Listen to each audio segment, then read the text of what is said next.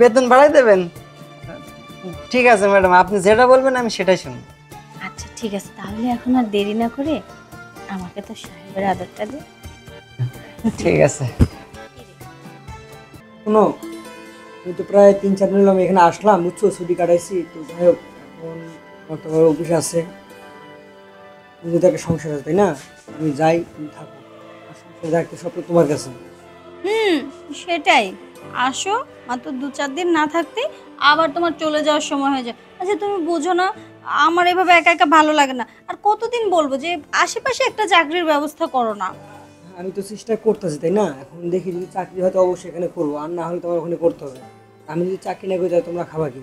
আর মা বাবারা কি খাবে? হ্যাঁ তাই তো, ওই খাওয়ার জন্যই তো আসছি, আর তো কোনো কিছুর দরকার নেই। তুমি তো শুধু ওইটাই ভাবো, ভাত কাপড়ের জন্য তোমার কাছে আসছি। আরে আমার লক্ষ্মী বউ, রাগ করো কেন? তোমার কথা তো আমি মিস করি, তাই না? আর চাকরি না করি তাহলে তুমি কি খাবে বলো? আমি তো ওখানে আর সারা জীবন চাকরি করবো না, তাই না? আমি এখানে অবশ্যই তো চাকরি নিবো, একটু কষ্ট করো। আচ্ছা হয়েছে হয়েছে, এত ন্যাকামি করে আর বোঝানো লাগবে না। ওই তো আর কিছুক্ষণ পর তো চলে যাবে, সে আবার কবে না কবে আসবে। আর চিন্তা করো না, আমি আবার কত 10-15 দিন পর আবার আসবো। আচ্ছা শোনো না, আমি না তোমাকে ছাড়া একদম থাকতে পারি না। দেখো, তুমি চিন্তা করো না, না, প্রায় 15-20 দিনের মধ্যে আমি আবার আসবো, তুমি টেনশন করো না, একটু আচ্ছা ম্যানেজ করে নাও। আচ্ছা ঠিক আছে, যাও ভালো করে যেও। লক্ষ্মী বউ। সোনা লক্ষ্মী বউ কত কিছুই না ডাকলো, ন্যাকা ষষ্ঠী।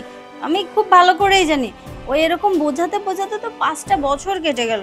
চাকরি আর এদিকে হলো কোথায়, এদিকে আমার জীবন যৌবন সব কিছুই মাটির সাথে মিশে যাচ্ছে, ভাটা পড়ে যাচ্ছে। ভাল লাগে না আর ন্যাকা।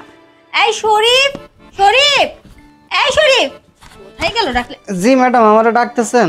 জি, তোকেই ডাকতেছি। সারাদিন কই থাকিস? হ্যাঁ, ডাকলে পাওয়া যায় না? না ম্যাডাম, ওই যে ওই লম্বা বেগুন লাগাইছেন না বাড়ির সামনে, ওই বেগুনে ওই এত বড় বড় লম্বা বেগুন আচ্ছা আচ্ছা হয়েছে। বুঝতে পারছি, বস। জি, ওই এত বড় বড় লম্বা বেগুন হয়েছে, এখন ওই বেগুন গাছে সার দিছিলাম। বেগুন গাছে সার দিয়ে আর বেগুন বড় করতে হবে না, নিজেরটা ঠিক কর। মানে বলছি নিজের কাজকর্ম ঠিকঠাক করে কর। আমি তো আপনারা যাই বলেন তাই করি। তাই নাকি? তাহলে আজকে আমি আমি এখন একটা কাজের কথা বলি, আমার কাজটা সুন্দর করে করে দিতে হবে। জি বলেন। একটু সাহেব কিন্তু চলে গেছে, মানে শহরে চলে গেছে। কে সাহেব না বললো কয়দিন থাকবে? না থাকবে না, আস্তে আস্তে আবার 6 মাস। এখন সাহেব তো চলে গেছে, তুই তো খুব ভালো করে জানিস আমি বাড়িতে একা একা থাকি, আমার কোনো কিছুই ভালো লাগে না। আর তাছাড়া এভাবে 5টা বছর কেটে গেল দূরে থাকতে থাকতে। হ্যাঁ, এই জন্যই তো বেগুন গাছ লাগালেন, সামনে বললেন যে আমার লম্বা বেগুন লাগবে, তাই লাগা না গাছ। না, গাছের বেগুনের এখন আর কোনো দরকার নেই, অরিজিনাল বেগুনই তো সামনে আছে। মানে কেন? আমি? হুম। না না ম্যাডাম, এসব কি বলছেন? আমি কি এইটা করতে এই চুপ, পারবো? আমতাম তো করতে হবে না, এত কথা না বলে যেটা বলছি সেটা শোন। বাড়ি কিন্তু একদম ফাঁকা। তুই শুধু আমাকে তো সাহেব যে আদরটা করতো ওই আদরটা আমাকে দিলেই হবে। ম্যাডাম আপনি কিচ্ছু না, একদম খালি আমতা আমতা করে। দেখ তাইলে? কি, শোন না, যদি সেটা হয় তাহলে আমি তোর বেতনও বাড়িয়ে দেবো। বেতন বাড়াই দেবেন?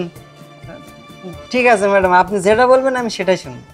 আচ্ছা ঠিক আছে, তাহলে এখন আর দেরি না করে আমাকে তো সাহেবের আদরটা দে। ঠিক আছে। এতদিন ধরে তুই আমার বাড়িতে থাকিস, কিন্তু এই আজকেই প্রথম আমি তোকে এইভাবে এই রূপে দেখতেছি।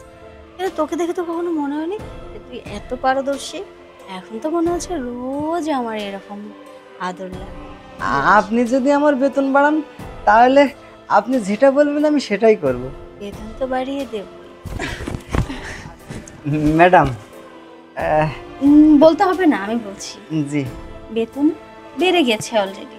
আর তোর সাহেবের এখানে আর চাকরি করুক বা না করুক তা নিয়ে আমার কোনো মাথা ব্যথা নেই। তাহলে ঠিক আছে ম্যাডাম, আমি তাহলে ওই কাজগুলো করি। যা যা সব কাজগুলো সেরে আচ্ছা। ফেল। বাড়ির চাকরির মধ্যে এত প্রতিভা, জানতাম না তো, ভালোই হলো।